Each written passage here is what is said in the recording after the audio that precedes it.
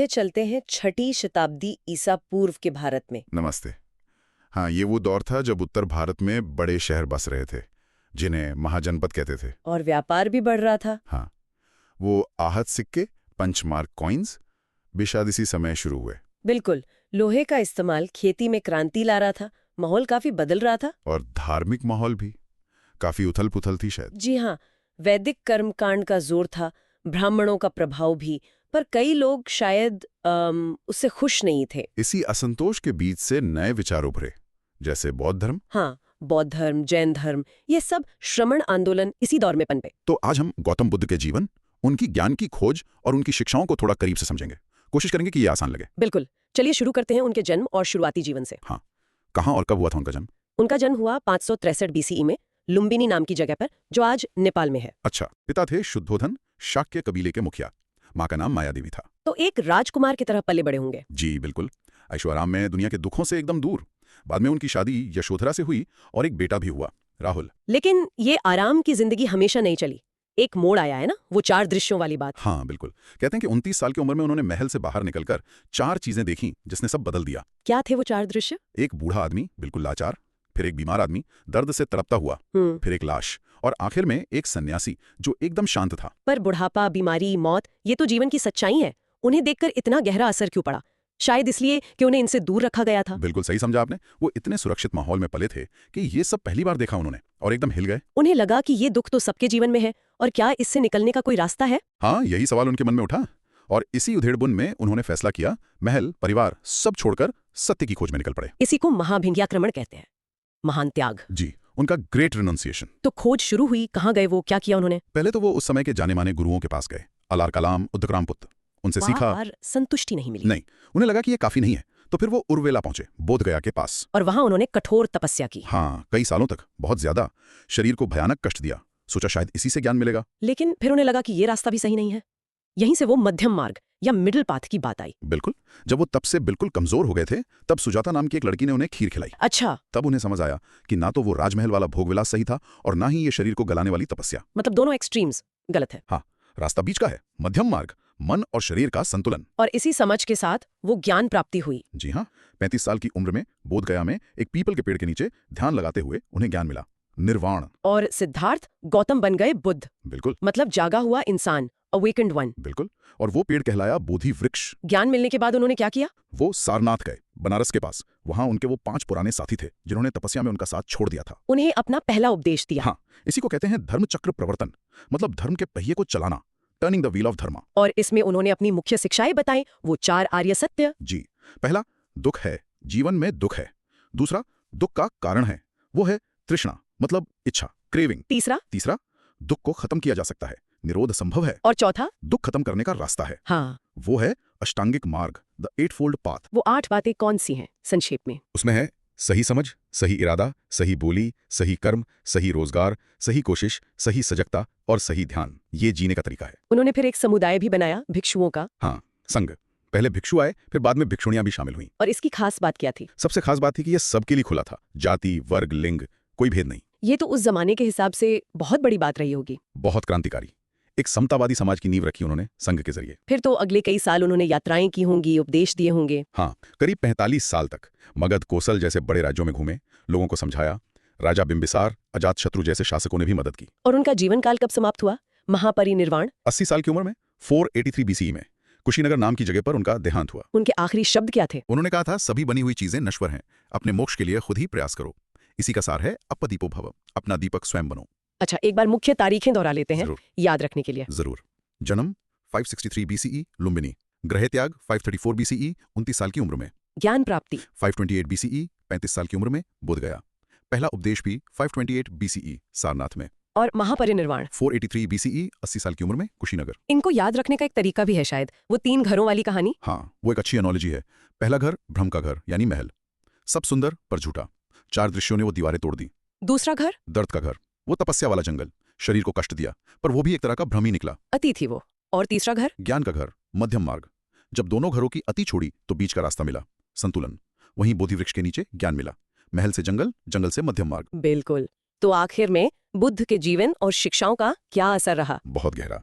उन्होंने उस समय की ब्राह्मणवादी व्यवस्था को चुनौती दी एक ऐसा संघ बनाया जहां सब बराबर थे।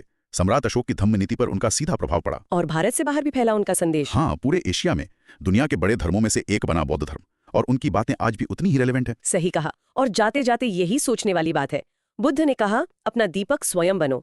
आज की इस भाग दौड़ भरी जिंदगी में जहां हम हर चीज के लिए बाहर देखते हैं, क्या हम उनकी इस बात से, इस आत्मनिर्भरता और मध्यम मार्ग से कुछ सीख सकते हैं?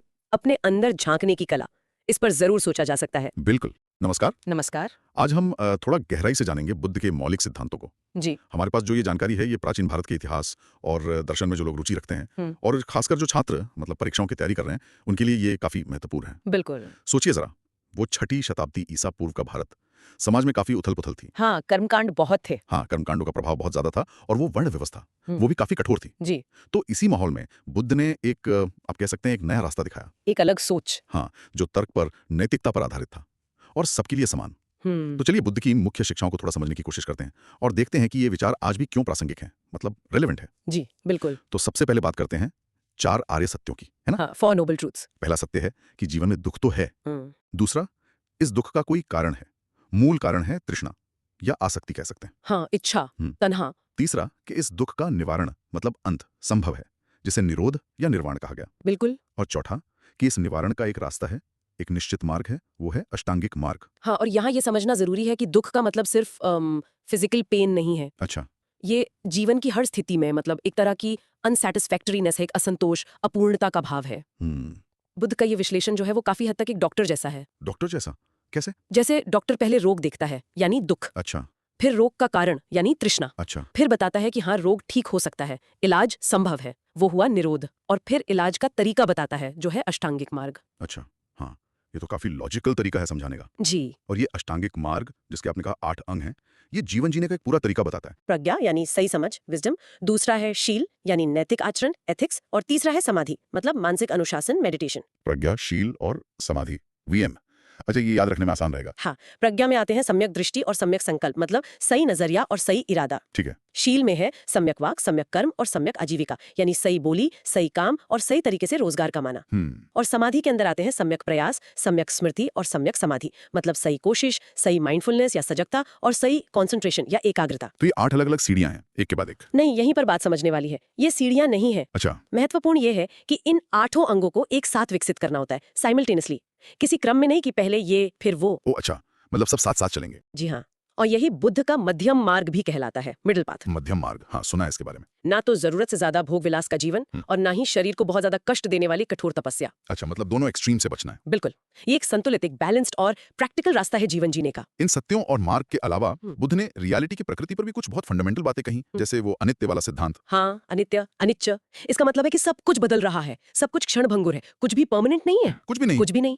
और इसी से जुड़ा है अनात्म का सिद्धांत, अनात्म, जो कहता है कि कोई स्थायी, कोई परमानेंट आत्मा या सेल्फ जैसी चीज नहीं है। पर ये अनात्म का विचार तो उस समय जो वेदों में आत्मन की बात थी, उससे बिल्कुल अलग लगता है। हाँ, बिल्कुल विपरीत था। बुद्ध के अनुसार, जिसे हम मैं या मेरा कहते हैं ना, वो असल में बस 5 चीजों का समूह है जो लगातार बदल रही हैं। 5 चीजें? हाँ, स्कंध कहते हैं उन्हें, रूप, वेदना, संज्ञा, संस्कार और विज्ञान।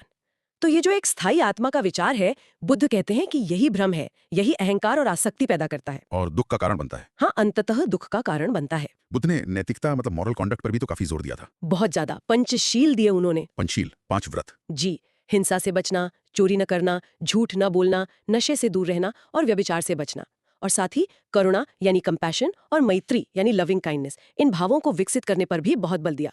और उनका शायद सबसे क्रांतिकारी कदम था उस समय के वैदिक कर्मकांडों और जन्म पर आधारित वर्ण व्यवस्था को नकारना। हाँ, ये तो बहुत बड़ी बात थी उस समय। उन्होंने साफ कहा, कोई जन्म से ब्राह्मण या अछूत नहीं होता, व्यक्ति कर्म से होता है। कर्म से? जी। और उनका जो संघ था, जो कम्युनिटी थी भिक्षुओं की, वो सबके लिए खुली थी, बिना किसी जाति या लिंग के भेदभाव के। सबके लिए, महिलाओं के लिए भी? हाँ, बाद में महिलाओं को भी प्रवेश मिला। ये उस युग के सामाजिक ढांचे पर एक सीधी चोट थी, आप समझ सकते हैं। हाँ, बिल्कुल। उनका संदेश था अपदीपो भवा, अपना दीपक स्वयं बनो, मतलब अपनी मुक्ति के लिए खुद पर निर्भर रहो, अपने प्रयास पर। अपना दीपक स्वयं बनो, ये बहुत पावरफुल बात है। जी। तो इन सब बातों को अगर याद रखना हो जैसे परीक्षा के लिए, तो वो डॉक्टर वाला उदाहरण शायद काम आ सकता है। हाँ, वो एनोलॉजी अच्छी है कि बुद्ध एक डॉक्टर की तरह हैं, जिन्होंने पहले रोग बताया, दुख, फिर कारण बताया, तृष्णा, फिर कहा कि इलाज संभव है, निरोध या निर्वाण, और फिर 8 दवाइयों वाला पर्चा दिया, यानी अष्टांगिक मार्ग। हाँ, जिसे संतुलित तरीके से लेना है, यानी मध्यम मार्ग से। हाँ, 4 सत्य, 8 मार्ग और मध्यम पथ, ये याद रह सकता है 4-8M। बिल्कुल।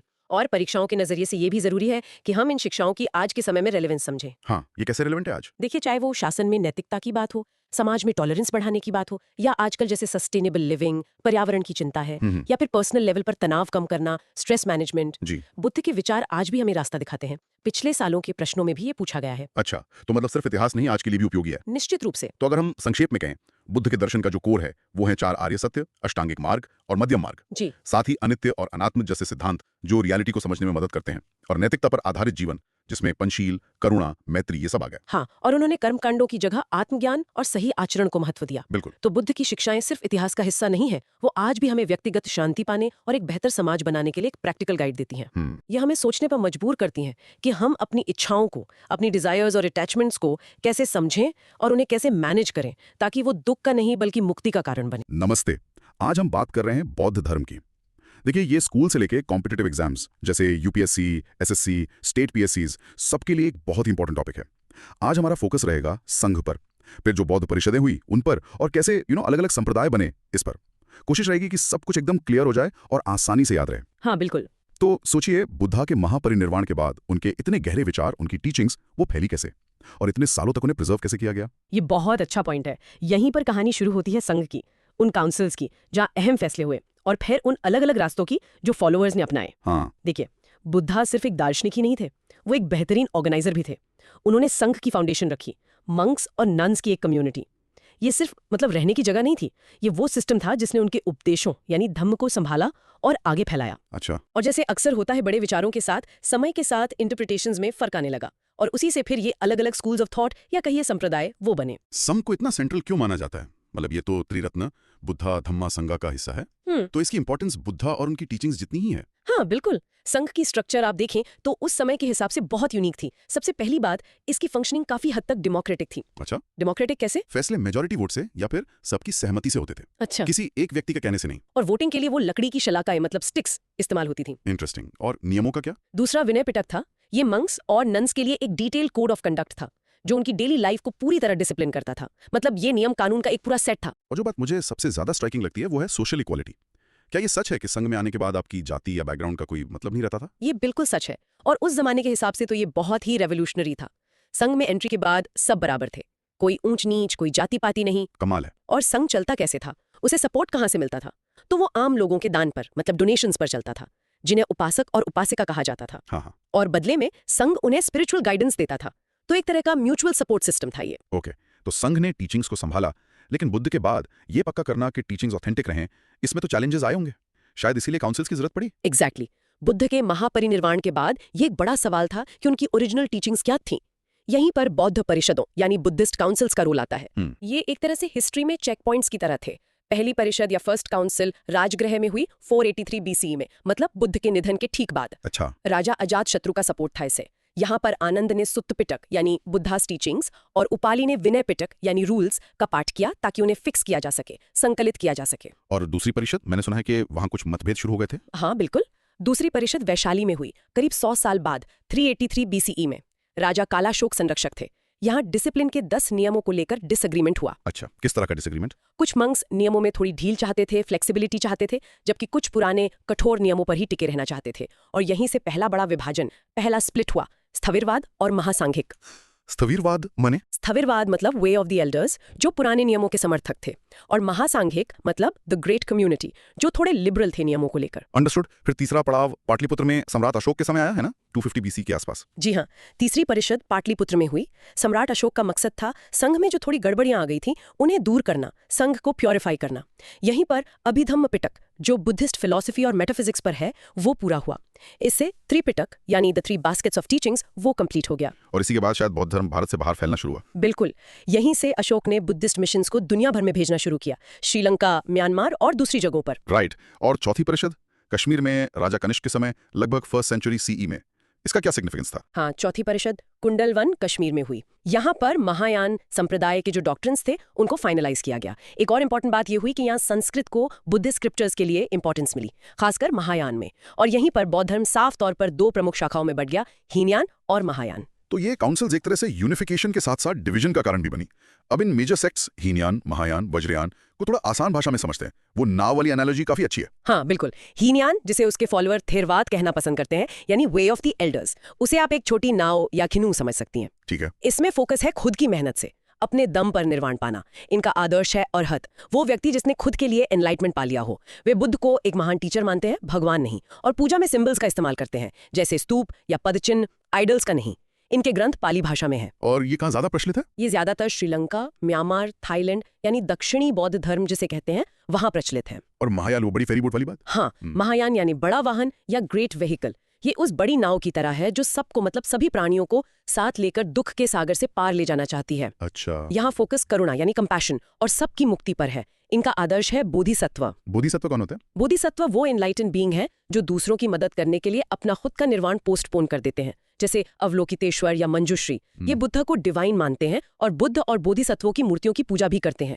इनके ग्रंथ मुख्य रूप से संस्कृत में हैं। और इनका क्षेत्र? ये चीन, जापान, कोरिया, तिब्बत यानी उत्तरी बौद्ध धर्म वाले इलाकों में ज्यादा फैला। और फिर आता है वज्रयान, द थंडरबोल्ट व्हीकल। ये क्या है? ये थोड़ा अलग लगता है। इनका एक सुपर फास्ट तरीका मान सकते हैं, पर थोड़ा मुश्किल भी। सुपर फास्ट कैसे? इसमें तंत्र, मंत्र, मंडल, मुद्राएं वगैरह का इस्तेमाल होता है। लक्ष्य होता है इसी जीवन में बहुत तेजी से ज्ञान प्राप्त करना। इसे तांत्रिक बुद्धिज्म भी कहा जाता है। वाह, तो वो बुद्धिस्ट कैरावाइन वाली इमेज एकदम फिट बैठती है। सबसे आगे शांत चलते थेरावाद भिक्षु जो सेल्फ लिबरेशन पर फोकस कर रहे हैं, बीच में सबके लिए रोशनी लिए महायान बोधिसत्व जो कंपैशन फॉर ऑल दिखा रहे हैं, और पीछे रहस्यमयी मंत्रों के साथ वज्रयान गुरु जो रैपिड एनलाइटनमेंट की बात कर रहे हैं। बिल्कुल सही एनालॉजी है, और ये दिखाता है कि बुद्धिज्म कितना अडेप्टेबल रहा है। देखिए, एक मूल विचार से शुरू होकर अलग अलग जगहों और समय के हिसाब से इसने कितने अलग अलग रूप लिए हैं। थेरावाद के डिसिप्लिन से लेकर महायान की कंपैशन और वज्रयान की कॉम्प्लेक्स प्रैक्टिसेस तक। ये सारी जानकारी एग्जाम्स के लिए तो इंपॉर्टेंट है ही, पर ये सोचने वाली बात है कि बुद्ध के समय की ये बातें, ये अलग अलग रास्ते आज 21वीं सदी में भी कितने रेलेवेंट हैं। जाते जाते एक सवाल छोड़ जाते हैं सबके सोचने के लिए। आज के दौर में क्या ये प्राचीन विभाजन, थेरवाद, महायान, वज्रयान, ये सिर्फ किताबों की बातें रह गई हैं, या ये आज भी दुनिया भर के बुद्धिस्ट की सोच, उनकी प्रैक्टिसेस और उनकी कम्युनिटी को असल में शेप करते हैं? इस पर सोचिएगा जरूर। नमस्कार। आज हम बौद्ध साहित्य की दुनिया में एक गहरी डुबकी लगा रहे हैं।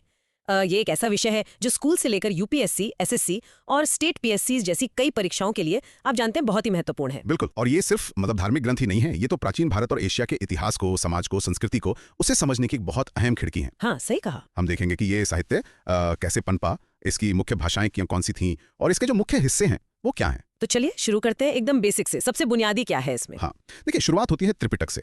इसका मतलब है 3 पिटारे। ये सबसे पुराने, आप कह सकते हैं, आधारभूत ग्रंथ हैं। 3 पिटारे जी, और ये पाली भाषा में, जो उस समय की एक आम भाषा थी, मागधी का ही एक रूप। थेरवाद बौद्ध धर्म का आधार यही है। अच्छा, पाली में तो ये 3 पिटारे कौन कौन से हैं? इसमें है नियम, मतलब बौद्ध संघ के जो भिक्षु और भिक्षुणियां थीं, उनके लिए अनुशासन, आचरण के नियम। ओके, नियम। हाँ, कहते हैं कि पहली बौद्ध संगीति में उपाली ने इसे संकलित किया था। और दूसरा है सुत्त पिटक। ये शायद सबसे महत्वपूर्ण पिटारा है, क्योंकि इसमें खुद बुद्ध के उपदेश हैं, उनके संवाद, उनकी शिक्षाएं। ओ, यानी बुद्ध की अपनी बातें। जी बिल्कुल। इसे उनके शिष्य आनंद ने पहली संगीति में संकलित किया था।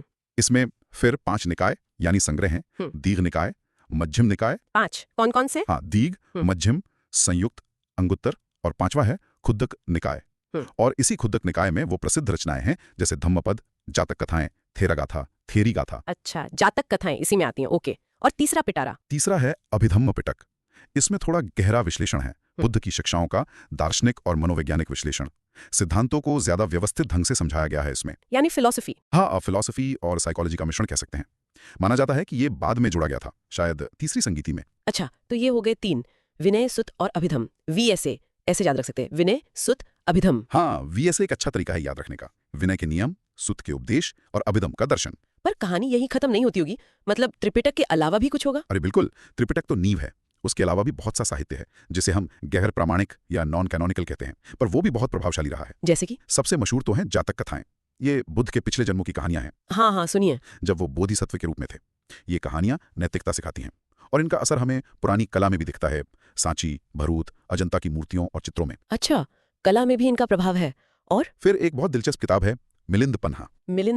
हाँ, मिलिंद के प्रश्न। ये एक यूनानी राजा थे, मिनांडर या मिलिंद, और एक बौद्ध भिक्षु नागसेन। उनके बीच की बातचीत है ये। राजा और भिक्षु के बीच संवाद, वाह। जी। इसमें बौद्ध धर्म के मुश्किल सिद्धांत जैसे आत्मा नहीं है यानी अनात्मा, इन सबको बड़े सरल तरीके से तर्कों और उदाहरणों से समझाया गया है। ये तो पढ़ने लायक लगती है। बिल्कुल। और अगर इतिहास की बात करें तो श्रीलंका के 2 ग्रंथ बहुत जरूरी हैं, दीपवंश और महावंश। दीपवंश और महावंश, ये श्रीलंका के इतिहास के बारे में है। हाँ, मुख्य रूप से श्रीलंका में बौद्ध धर्म कैसे फैला उसका इतिहास बताते हैं, लेकिन इनमें मौर्य वंश, खासकर सम्राट अशोक और उनके धर्म प्रचार के बारे में भी काफी जानकारी मिलती है। ये पाली में लिखे गए हैं। अच्छा, तो जातक, मिलिंद, पन्हा और ये वंश ग्रंथ, इनको याद रखने के लिए क्या करें? JMM, जातक, मिलिंद, महावंश। हाँ, JMM भी ठीक है। जातक, मिलिंद, पन, महावंश, ये गैर त्रिपिटक साहित्य के अहम उदाहरण हैं। ठीक है। अब तक हमने ज्यादातर पाली भाषा की बात की, क्या भाषा में कोई बदलाव आया? बाद में संस्कृत का क्या हुआ? हाँ, बहुत महत्वपूर्ण सवाल है ये। समय के साथ और खासकर जब बौद्ध धर्म की महायान शाखा का उदय हुआ तो संस्कृत भाषा बहुत महत्वपूर्ण हो गई। महायान शाखा? जी, कई बड़े बौद्ध विद्वानों ने, दार्शनिकों ने अपने ग्रंथ संस्कृत में लिखे। कौन थे ये विद्वान? कुछ प्रमुख नाम? जरूर। एक तो थे अश्वघोष, लगभग पहली दूसरी शताब्दी ईस्वी के। उन्होंने बुद्धचरित लिखा, जो बुद्ध के जीवन पर एक बहुत सुंदर महाकाव्य है। बुद्धचरित, अश्वघोष, ओके। फिर नागार्जुन का नाम आता है दूसरी शताब्दी ईस्वी के आसपास। ये महायान के शायद सबसे बड़े दार्शनिक माने जाते हैं। उन्होंने शून्यता का सिद्धांत दिया। शून्यता, एम्प्टीनेस? हाँ, एम्प्टीनेस। उनकी मुख्य किताब है माध्यमिक कारिका। वो कहते हैं कि सभी चीजें अपने स्वभाव से शून्य हैं, उनका कोई स्थायी स्वतंत्र अस्तित्व नहीं है। काफी गहरा दर्शन है ये। जी। और फिर एक और बड़ा नाम है वसुबंधु का, लगभग चौथी शताब्दी ईस्वी। उन्होंने अभिधर्म कोश नाम का ग्रंथ लिखा, जो विभिन्न बौद्ध दर्शनों का एक तरह से सार संग्रह है। अश्वघोष, नागार्जुन, वसुबंधु, NAV, क्या ये सही रहेगा याद रखने के लिए? हाँ, NAV यानी नागार्जुन, अश्वघोष, वसुबंधु, बिल्कुल ठीक है। ये संस्कृत बौद्ध साहित्य के स्तंभ हैं। और महायान में सूत्रों का भी जिक्र आता है ना? कौन से सूत्र अहम हैं? हाँ, महायान परंपरा में कई सूत्र ग्रंथ बहुत महत्वपूर्ण हैं, जैसे प्रज्ञा पारमिता सूत्र हैं, जिनमें शून्यता और प्रज्ञा यानी बुद्धिमत्ता की पराकाष्ठा की बात है, और सद्धर्म पुंडरीक सूत्र, जिसे लोटस सूत्र भी कहते हैं। लोटस सूत्र? जी, ये बोधिसत्व के आदर्श और इस बात पर जोर देता है कि सभी प्राणियों में बुद्ध बनने की क्षमता है। ये तो बहुत फैल गया होगा साहित्य, सिर्फ भारत में तो नहीं रहा होगा। बिल्कुल नहीं, बौद्ध धर्म जहां जहां गया ये साहित्य भी साथ किया। श्रीलंका में हमने दीपवंश, महावंश की बात की, वहां बाद में चुलवंश भी लिखा गया। दक्षिण भारत में जाएं तो तमिल महाकाव्य है मणिमेखलय, उसमें बौद्ध दर्शन का काफी प्रभाव दिखता है। मणिमेखलय, तमिल में भी? जी। और तिब्बत और चीन का तो क्या कहना, वहां बौद्ध ग्रंथों का अनुवाद करने और उन पर टीकाएं लिखने का एक बहुत बड़ा और सदियों तक चलने वाला काम हुआ। इसमें ह्वेनसांग जैसे चीनी यात्री और कुमारजीव जैसे भारतीय विद्वान जिन्होंने चीन जाकर काम किया, उनका बहुत बड़ा योगदान रहा। यानी ये साहित्य पूरी एशिया में फैल गया। तो अब अगर हम परीक्षा के नजरिए से सोचें तो इस पूरी चर्चा से मुख्य बातें क्या निकलती हैं? क्या याद रखना सबसे जरूरी है? ठीक है, तो संक्षेप में कुछ मुख्य बातें हैं जिन्हें ध्यान में रखना चाहिए। पहला, त्रिपिटक, ये मूल आधार है।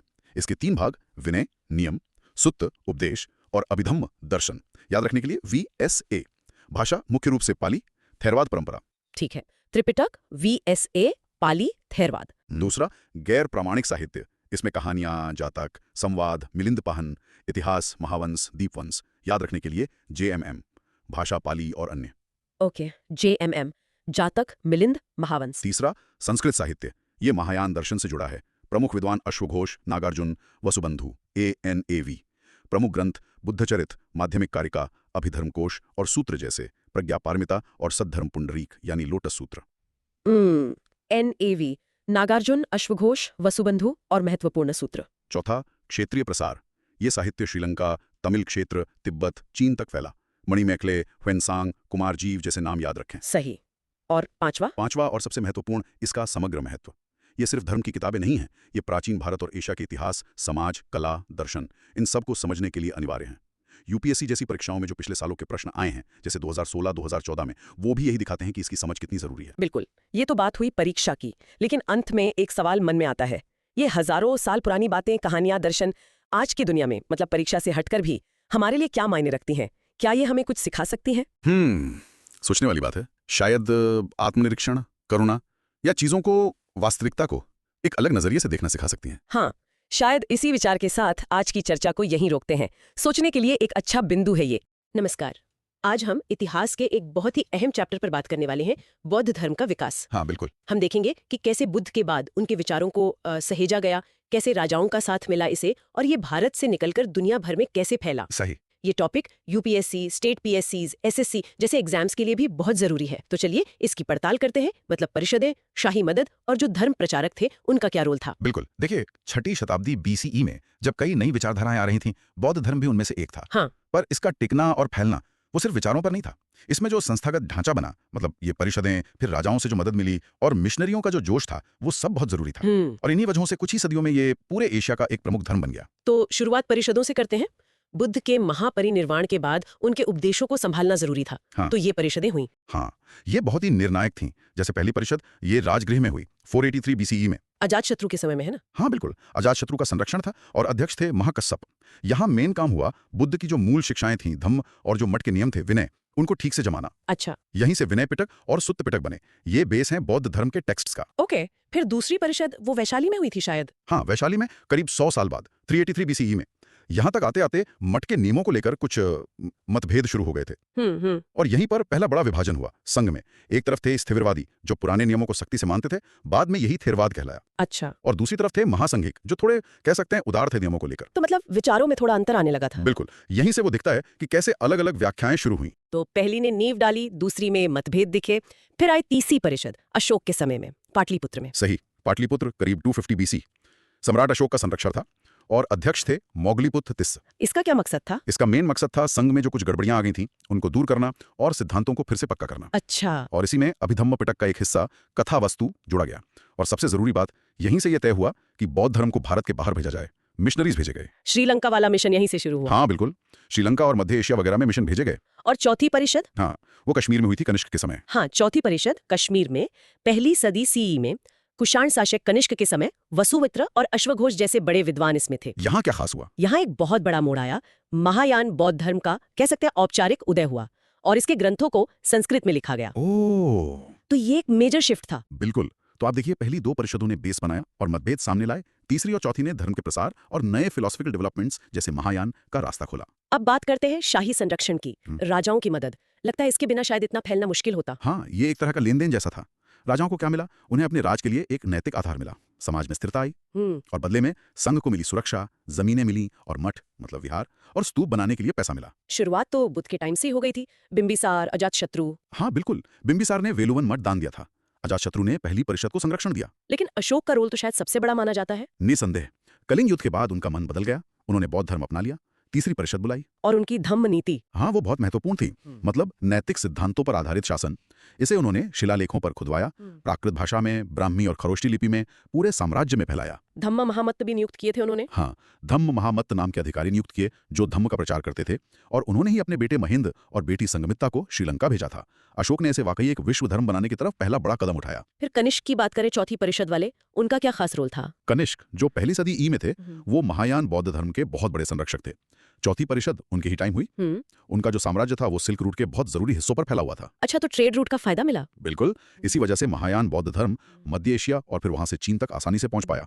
उन्होंने गांधार कला को भी बहुत बढ़ावा दिया, जिसमें बुद्ध की मूर्तियां बनी। और विद्वानों को भी सपोर्ट किया उन्होंने, अश्वघोष, नागार्जुन जैसे। हाँ, अश्वघोष, नागार्जुन, वसुमित्र जैसे बड़े विद्वानों को उनका संरक्षण मिला। बाद में भी गुप्त काल में, फिर हर्षवर्धन के समय में और पाल वंश के राजाओं ने भी नालंदा, विक्रमशिला जैसी यूनिवर्सिटीज को सपोर्ट करके बौद्ध धर्म को जिंदा रखा। तो ठीक है, परिषदों ने नियम बनाए, राजाओं ने मदद की, फिर ये फैला कैसे दुनिया में, किन रास्तों से? देखिए, मोटे तौर पर दो मेन रास्ते बने। एक था दक्षिणी मार्ग, इससे फैला थेरवाद बौद्ध धर्म, जो अशोक के मिशन से शुरू हुआ था। हाँ, श्रीलंका वाले मिशन से। श्रीलंका में पाली भाषा में त्रिपिटक लिखा गया, ये बहुत अहम है। फिर वहां से समुद्री रास्तों से ये म्यांमार, थाईलैंड, कंबोडिया, लाओस मतलब दक्षिण पूर्व एशिया में फैला। ओके, ये हुआ दक्षिणी मार्ग। और दूसरा था उत्तरी मार्ग, इससे फैला महायान और बाद में वज्रयान। ये ज्यादातर जमीन के रास्ते से, खासकर सिल्क रूट से। इसमें कनिष्क का रोल रहा होगा फिर? हाँ, कनिष्क का बड़ा रोल था। मध्य एशिया होते हुए ये चीन पहुंचा। चीन में तो कमाल का काम हुआ अनुवाद का। कुमारजी, फायान, हुएनसांग जैसे भिक्षुओं ने बहुत सारे ग्रंथ ट्रांसलेट किए। अच्छा। फिर चीन से ये कोरिया गया, जापान गया, जहां जैन जैसी शाखाएं बनी। और तिब्बत वाला रास्ता? हाँ, एक और धारा हिमालय पार करके तिब्बत पहुंची करीब 7वीं-8वीं सदी CE में। वहां जो स्थानीय बान धर्म था, उसके साथ मिलकर वज्रयान या तिब्बती बौद्ध धर्म बना।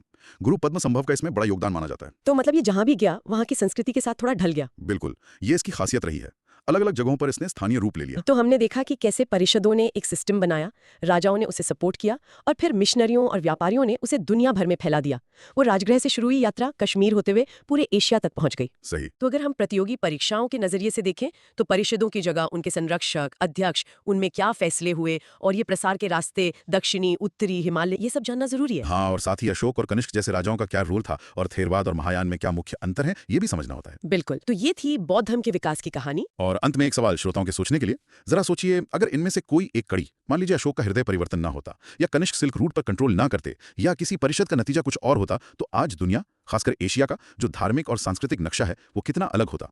ये वाकई सोचने वाली बात है, इस पे जरूर विचार कीजिएगा। तो आज हम बात कर रहे हैं एक बहुत ही दिलचस्प और परीक्षाओं के नजरिए से जरूरी विषय पर, भारत में बौद्ध धर्म का पतन। हाँ बिल्कुल। ये विषय स्कूल से लेके UPSC, SSC, CDS, state PSC जैसे कई सरकारी इम्तिहानों के लिए काफी अहमियत रखता है। बिल्कुल। बौद्ध धर्म जो 6ठी शताब्दी ईसा पूर्व में शुरू हुआ, वो मौर्य सम्राट अशोक, फिर कुषाण शासक कनिष्क, गुप्त काल में भी हर्ष और पाल वंश, इन सब शासकों के दौर में खूब फैला। हाँ, फला फूला। लेकिन सोचने वाली बात यह है कि 12वीं शताब्दी आते आते ये भारत के ज्यादातर हिस्सों से लगभग गायब सा क्यों हो गया? ये एक बड़ा सवाल है। हाँ, और आज हमारी कोशिश यही समझने की है कि इस महान धर्म के भारत की धरती से कमजोर पड़ने के पीछे क्या कारण थे, वो भी बिल्कुल सरल तरीके से, है ना? ये बिल्कुल। चलिए इसे परत दर परत समझते हैं। सबसे पहले बात करते हैं उन कारणों की जो धर्म के अंदर ही मौजूद थे, मतलब इंटरनल कॉजेस की। सही कहा। पहली बड़ी वजह थी विचारों में फूट और बढ़ती हुई कॉम्प्लेक्सिटी। जो शुरुआती एकता थी ना, वो धीरे धीरे खत्म होने लगी। अच्छा। दूसरी बौद्ध संगीति हुई थी वैशाली में। उसी के बाद स्थिविरवाद और महासंघ जैसे ग्रुप अलग हो गए। बाद में तो हीनयान और महायान जैसे पंथ बन गए। फिर वज्रयान जैसी शाखा भी आई जिसमें तंत्र मंत्र का प्रभाव बढ़ा। ओह, तो इतनी सारी शाखाएं, इससे तो कंफ्यूजन हुआ होगा अनुयायियों में। बिल्कुल। आम अनुयायी भ्रमित होने लगे। जैसे कोई एक मजबूत टीम अंदर से ही कई गुटों में बंट जाए तो उसकी ताकत तो कम होगी ही। हाँ, ये बात तो है। फिर एक और बड़ी समस्या शायद थी मठों में करप्शन। सुना ऐसा? हाँ, ये एक बड़ा फैक्टर था। समय के साथ मठों को काफी दान मिला और वो बहुत अमीर हो गए। अच्छा। और इसका नतीजा ये हुआ कि कुछ भिक्षुओं ने वो सादा जीवन छोड़ दिया जिसकी सीख बुद्ध ने दी थी। जब आम लोगों ने देखा कि भिक्षु विलासिता में जी रहे हैं, अपने आदर्शों से भटक रहे हैं, तो उनका भरोसा कम होने लगा। एक तरह का मोहभंग सा हो गया। और शायद बौद्ध धर्म की जो शुरुआती सिंप्लिसिटी थी वो भी कहीं खो गई।